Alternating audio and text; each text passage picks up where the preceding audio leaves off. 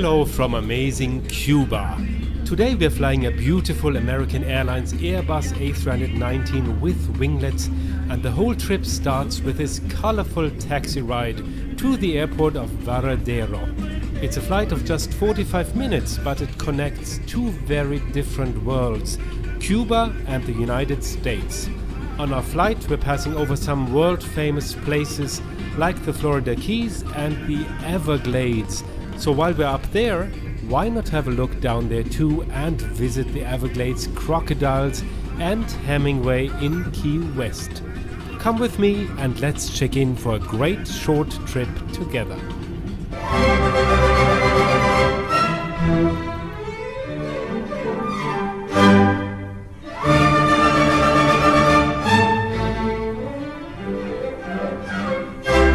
Hello everybody from Varadero in Cuba. I'm just about to board this very nice little plane over there, American Airlines Airbus 319 with new winglets and, as you can see, Wi-Fi on the top of the plane. It's going to be my first flight on American Airlines. I got seat 10E and F together with my dad, and I'm looking forward to that. It should be economy plus seats. That means a little more legroom than normal, and I guess everybody with a One World status membership gets that seat. I just got it. I'm One World Sapphire. The flight should be very nice, very short, less than 1 hour, and I'm really looking forward to that. So come follow me. So let's board our plane, and here's our seats for this short flight. Status members of the One World Alliance used to have complimentary access to the Main Cabin Extra, with more legroom in the first rows of the economy cabin. However, American Airlines suspended these free upgrades recently. Oh, and there's my dad's luggage waiting to be loaded, and it arrived with us in Miami. I wouldn't pay extra for this Main Cabin Extra, especially not on short flights like this one today, but you can see that the seat pitch is quite good. Seats are equipped with personal TV screens, USB ports and a coat hook. You can stream music and watch TV, and there's Wi-Fi internet too, but more about that later. On the way to Takeoff, let me say a few words about travel to Cuba. For most nationalities, it's easy to get a tourist visa to Cuba, but for US citizens, it's been kind of a back and forth battle over the past few decades. Under Obama, it became easier, and tourists could get a visa if they agreed to take part in an educational people-to-people program. Well, the president with the orange hair removed that option. With the COVID crisis, there's also no direct flights between Varadero and the US right now, but things will change again. You should check the current rules before booking a flight. It's likely that the coming months will see a relaxation of many policies between Cuba and the US. But now let's sit back, relax and enjoy our flight.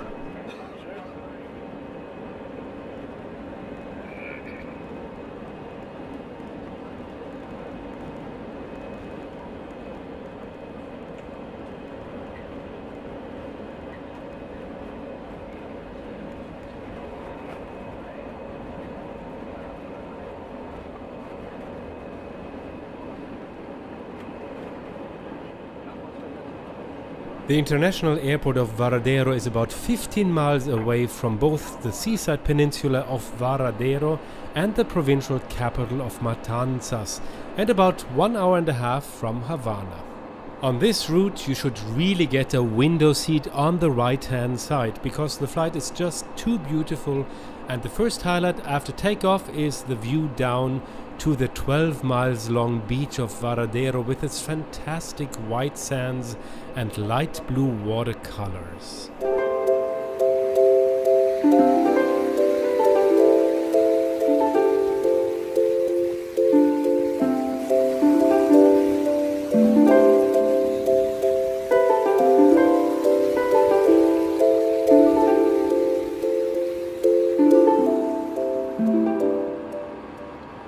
Bye bye Varadero, but of course there's not only Varadero. The whole north coast of Cuba is dotted with amazing beaches.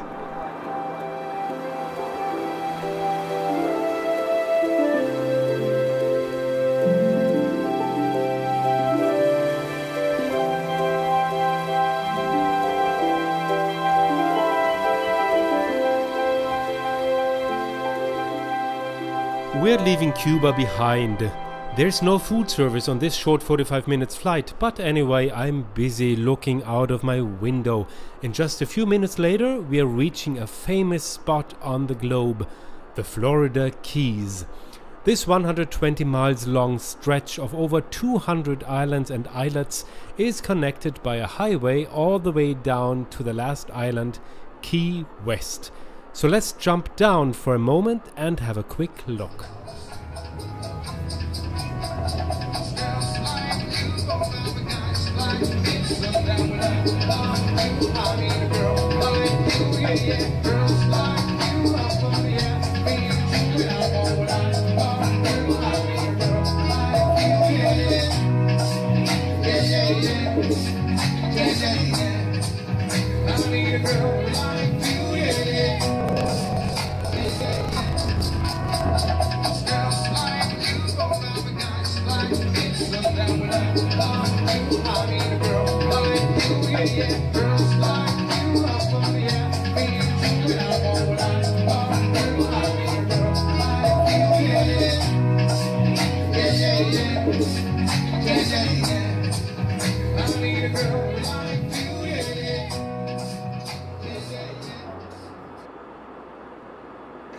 And with a view down to the long Florida Keys highway, we're back in our plane to Miami. We're flying over all the small islets between the Florida Keys and the Florida mainland. The views are so beautiful and there's actually no time to get bored at all. But never mind, let's have a look at the entertainment options that American Airlines offers on short flights. There was Wi-Fi on board this Airbus A319 and streaming Apple Music and Apple TV is free. Internet access, however, comes in at $10 US, which I think would be useful on a transcontinental flight, but not on a short hop like this one, of course. There was quite a big selection of movies and TV shows, but as you found out already, I was happy enough to follow our own flight path. With that being said, it's time to look out the window again, because the real big show happened there. Only a few minutes after the Keys, we are reaching another world-famous destination, the Everglades. These huge wetlands span over almost 8,000 square miles, and they're not only a very special place, but also a UNESCO World Heritage Site and among the most endangered biospheres worldwide. We're landing in Miami in a few minutes, but before that, let's explore what's under us right now and jump directly onto an airboat. With only an hour driving time, the Everglades National Park lies within easy reach from Miami. Even though it's huge, the national park covers only 20% of the actual wetlands. They're the habitat of countless birds and millions of fish, and of course these guys.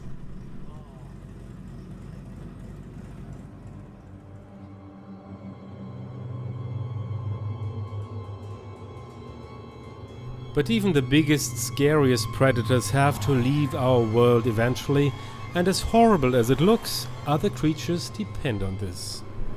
By the way, the Everglades aren't just a big swamp, but they're an extra large river, 60 miles wide and 100 miles long, a river that flows extremely slowly at half a mile per day from Lake Okeechobee to the southern tip of Florida. But now it's time to wake up again from our daydream and prepare for landing at Miami International Airport. Ladies and gentlemen, in preparation for landing, make sure your seatbelts are securely fastened, your seat is in the upright position, and your tray table is stowed. At least outside COVID times, Miami Airport is one of the busiest airports of the US, with over 1,000 daily flights to more than 150 destinations. And with quite a lot of regional airports and airfields close by, it's also a very busy airspace, and the next international airport is Fort Lauderdale, just 20 miles away.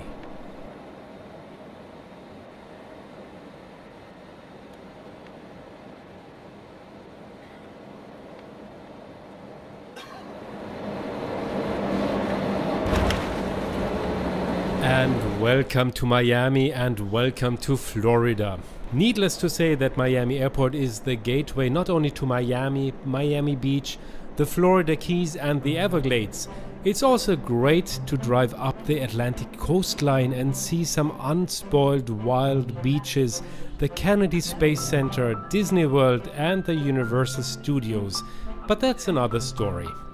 By the way, if you're departing from Miami on an international business or first-class trip with one of the One World airlines, like American Airlines, British Airways or Iberia, allow yourself some extra time and check out the American Airlines flagship lounge before you're boarding your flight. Have a look at my report on Iberia's business class, where I'm showing some pictures of this lounge. I'm sure it's one of the best airline lounges in the United States and clearly worth a visit. Bye bye for now, beautiful Airbus A319. I hope to see you again. But now I'm looking forward to some great time in Florida. And I hope you liked our short hop from Cuba to Florida that takes only 45 minutes but connects two very different worlds.